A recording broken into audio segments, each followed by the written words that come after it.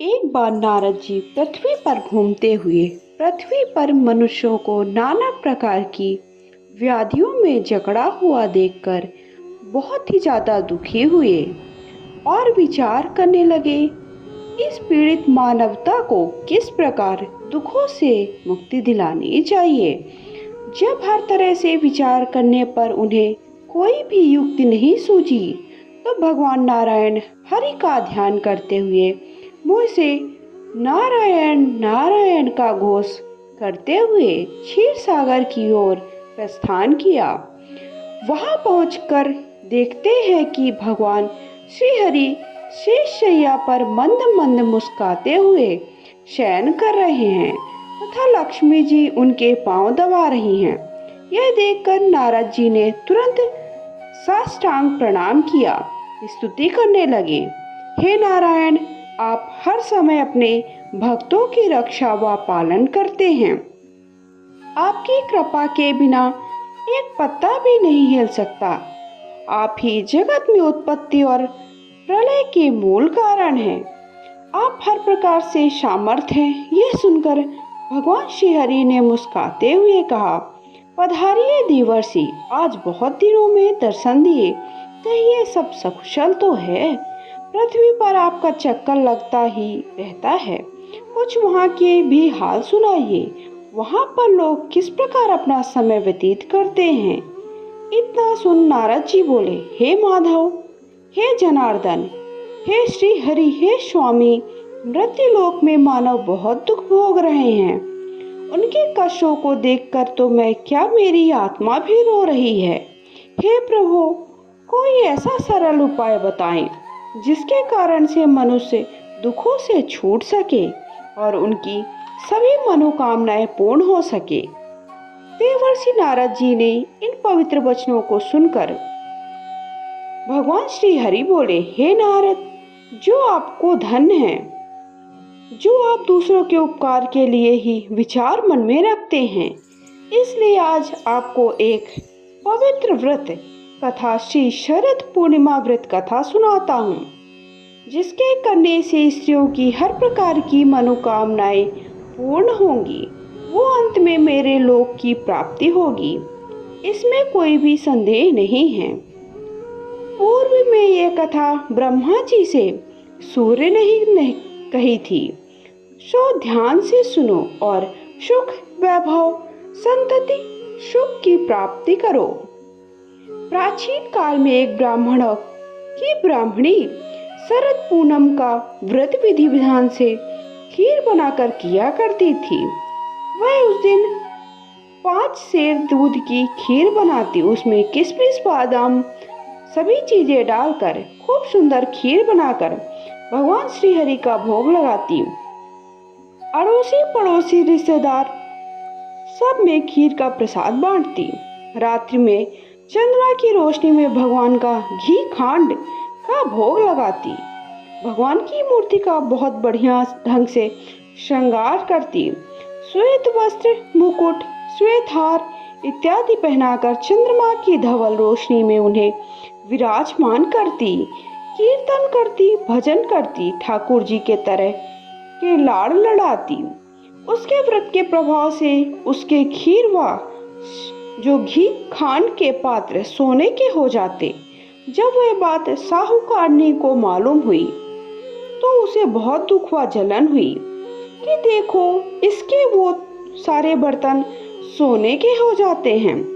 वह रात में साहूकार से बोली कि ब्राह्मणी के यहाँ तो सोने के बर्तन सो चुरा लेने चाहिए। साहूकार ने पीतल के बर्तन रखवाकर सोने के बर्तन चुरा लिए। तो ब्राह्मणी को सुबह मालूम हुआ कि साहूकारनी ने मेरे सोने के बर्तन चुरा लिए हैं। तो उसने कहा कि हे शरद पूर्णिमा माता, अगर मैंने तेरा व्रत मन के नियम से किया है तो मेरे बर्तन सोने के हो जाएं तथा साहूकारनी के सभी बर्तन मिट्टी के हो जाएं।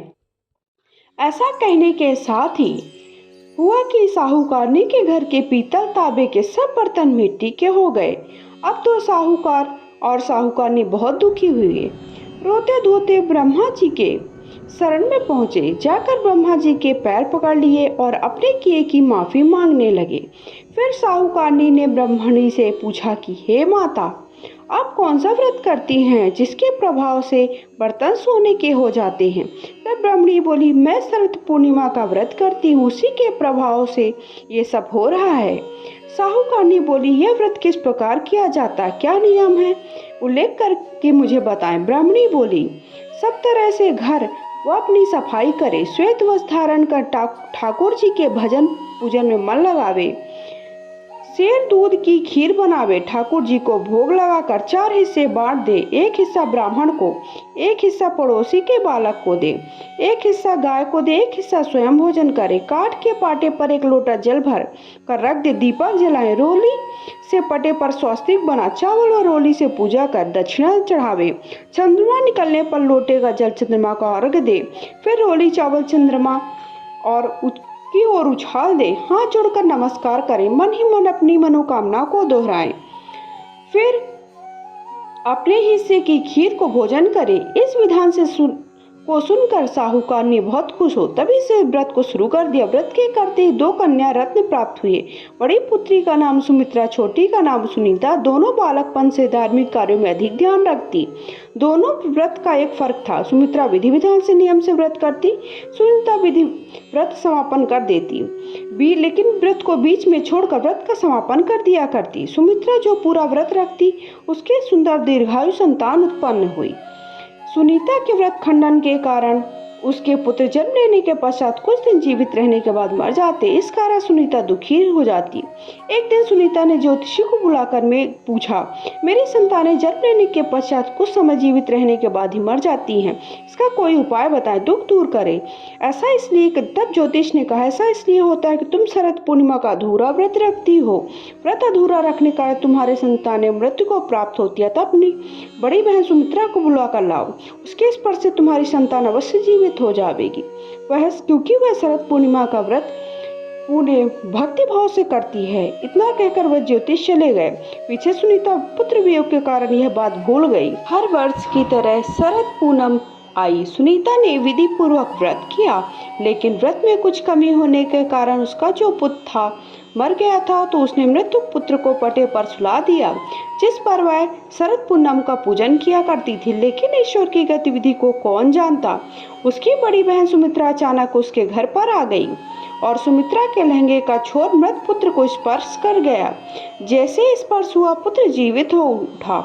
इस पर सुमित्रा बोली, अगर हम देखे बिना इस पटे पर बैठ जाते तो तुम्हारा पुत्र मर जाता। इस पर उसकी छोटी बहन सुनीता ने कहा, यह तो पहले से ही मर गया था, किंतु तुम्हारे व्रत के प्रभाव से यह जीवित हो उठा है। अपनी छोटी बहन की बात सुनकर उसकी बड़ी बहन सुमित्रा बहुत प्रसन्न हुई। उसे प्रथम बार शरद पूनम व्रत की शक्ति का अनुभव हुआ। उसके बाद दोनों बहनें शरद पूर्णिमा का व्रत और भी भक्ति भाव के साथ रहने लगी।